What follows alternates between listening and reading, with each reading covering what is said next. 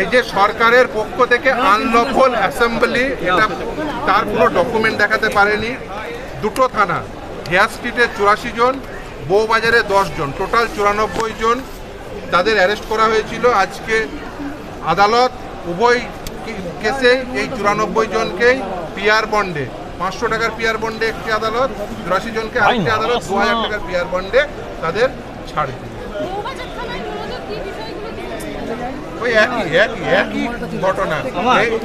এই গোটা রাজ্য জুড়ে যে অব্যবস্থা চলছে, ওবিসি নিয়ে এই ডিসপিউট থাকার জন্য ছেলেমেয়েরা কলেজে বিশ্ববিদ্যালয়ে ভর্তি হতে পারছে না, মেডিকেল কোর্সে ভর্তি হতে পারছে না, ইঞ্জিনিয়ারিং কোর্সে ভর্তি হতে পারছে না। এই অবস্থায় দাঁড়িয়ে যদি টিচার, যদি ইঞ্জিনিয়ার, যদি এমএলএ তারা একসঙ্গে এসে এই রাজ্য জুড়ে চলা যে অব্যবস্থা তার সম্পর্কে বলতে চান, একটা শান্তিপূর্ণ অবস্থান থেকে তাদের অ্যারেস্ট করে নিলেন, তাদেরকে আক্রমণ করলেন, এটা চলতে পারে নাকি? আদালত শোনার পরে পিসফুল অ্যাসেম্বলি এটা আমাদের সাংবিধানিক অধিকার, সেই সাংবিধানিক অধিকারের কথা মাথায় রেখে ইভেন কোনো শর্ত ছাড়া পিআর বন্ডে ছাড়বে। কোনো যৌক্তিকতা নেই। গণতান্ত্রিক আন্দোলন পছন্দ করে না সরকার, অগণতান্ত্রিক সরকার, খুব পরিষ্কার কথা। অগণতান্ত্রিক পদ্ধতিতে চলা একটি সরকার যারা গণতান্ত্রিক আন্দোলনকে অপছন্দ করেন তারা খুব স্বাভাবিকভাবেই শিক্ষক, ইঞ্জিনিয়ার, ইভেন অ্যাডভোকেট, আপনারা জানেন এদের মধ্যে 2 জন অ্যাডভোকেট তাদেরকে অ্যারেস্ট করেন।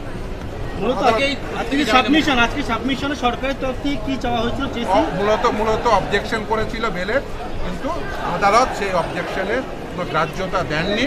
আদালত একটি মামলায় 500 টাকার পিআর বন্ডে ছাড় দিয়েছেন, অপরটিতে মাত্র 2000 টাকার পিআর বন্ডে। কোনো শর্ত আপনারা কি জানেন ন্যায্য দাবিতে আন্দোলন করতে কি বললেন? আদালত তো পিআর বন্ডে ছাড় দিয়ে দিলেন, কোনো শর্ত ছাড়া ছাড় দিলেন। এর থেকে আর কি বলবেন? পরবর্তী দিন কবে হাজির? 11 তারিখ। কোনো প্রয়োজন ছিল না, আদালতের এই রায় থেকেই পরিষ্কার কোনো প্রকার প্রয়োজন ছিল না। 10-11 পরবর্তী।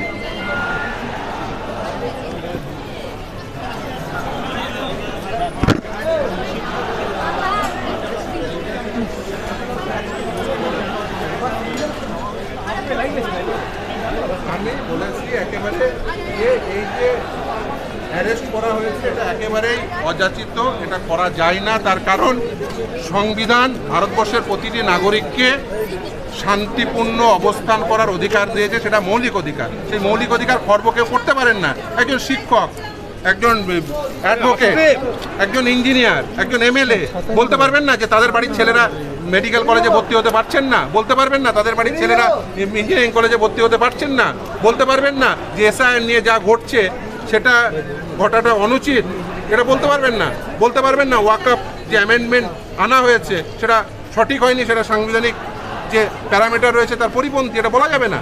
সরকারি সম্পত্তি নষ্ট করা এবং 132 নম্বর ধারা 3 PDPPও দিয়েছিল, কিন্তু সেগুলো সব কিছু আদালত কনসিডার করেই পিআর বন্ডে বেল দিয়েছে। একদম নওশাদ সিদ্দিকী সহ প্রত্যেককে 94 জনকেই পিআর বন্ডে বেল দিয়েছেন, কোনো প্রকার শর্ত নেই। অনেক ধন্যবাদ আপনাকে। এবং ইতিমধ্যে তুমি শুনলে যে আইনজীবী যে বিষয়টা জানালেন যে প্রত্যেককেই জামিন দেওয়া হয়েছে এবং পিআর বন্ড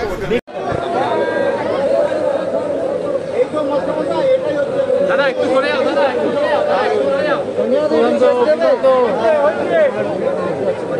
সামনে কেন, সামনে কেন,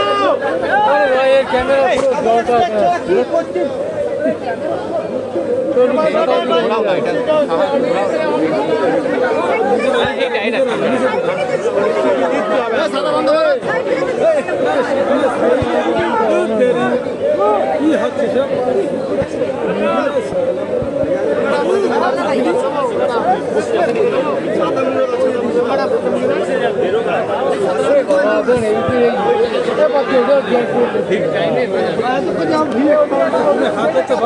কোথায় ফোন কোথায় এখানে দাও, এগিয়ে দাও, হয়েছে এগিয়ে দেবে না, জায়গা দিলাম বলে এগিয়ে দিও না।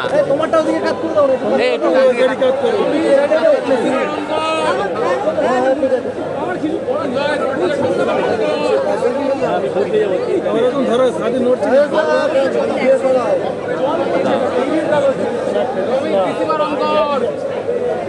চলছে অমিত হ্যাঁ রিসিভারটা অন কর। অন করা আছে, আমার অন করা আছে, বেরোচ্ছে এক এক করে। হ্যাঁ নজর রাখবি, অন করা আছে তো।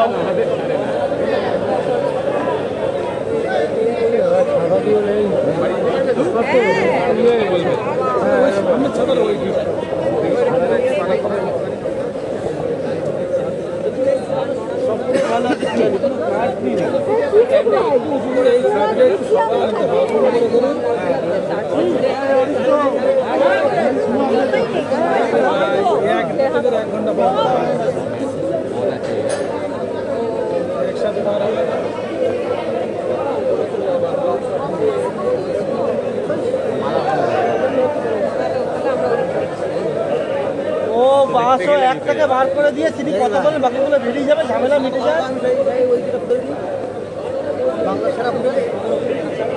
ভিজে নিজে চান করে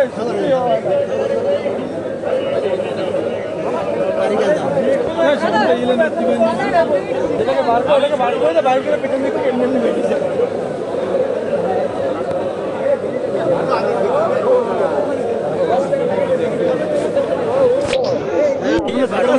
বন্ধ করো তো সব, ঠিক আছে বুঝতে পারলে।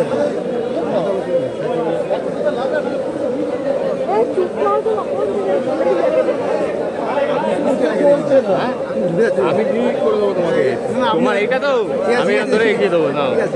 বাড়িতে ভাবি কত ভালো কাজ করছি, এখানে কত খারাপ কাজ করি। বাইকটা দিয়ে আবার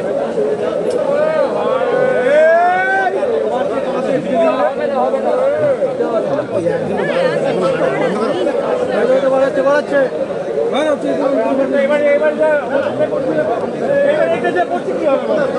এই যে দেখো বন্ধ করো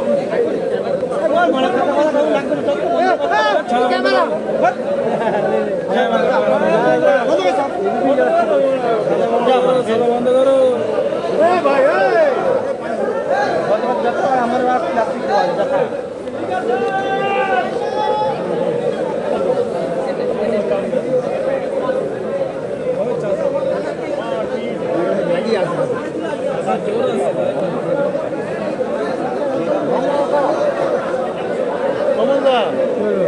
বাড়াও না একটু,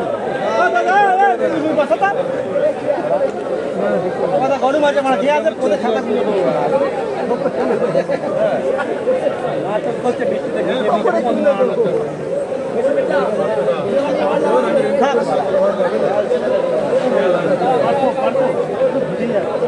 কি বল খেতে করছে আমি ভিড় চান।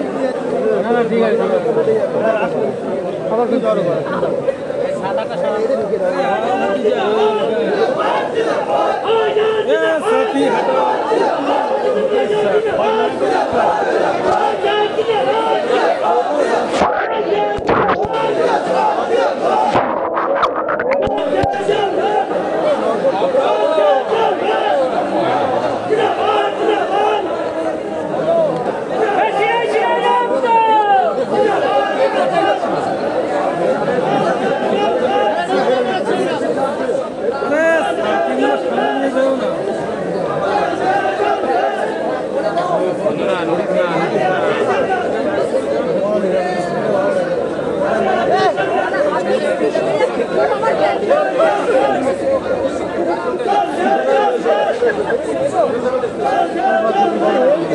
পানি হতে বেরোয় না।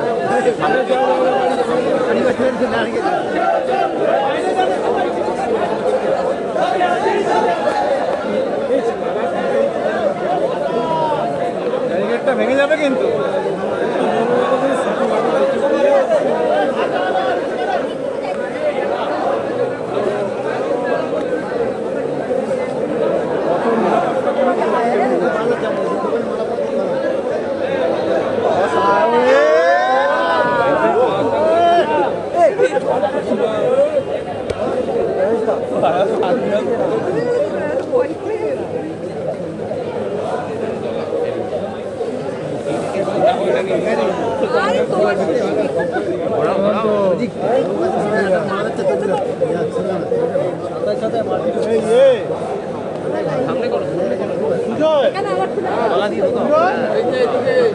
অন আছে অডিও পাচ্ছি না।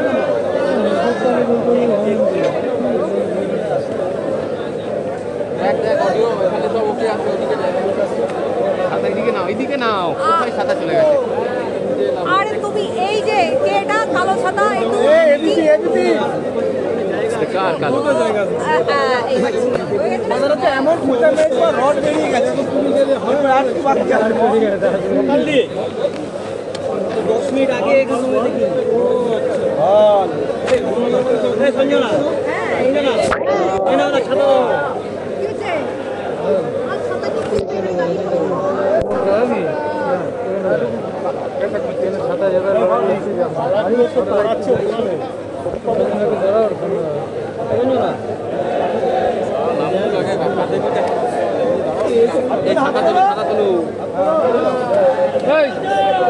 আমি ঘুমাবি না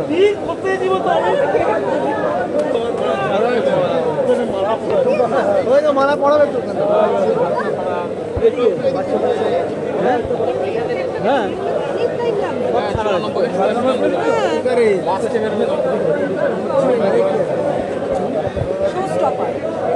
ভাই ভাই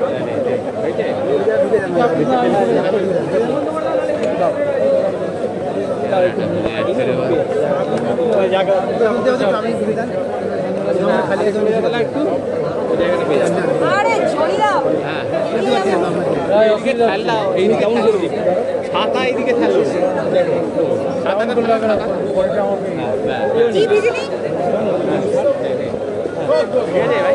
ছাতাটা ছাড়লো ছাতাটা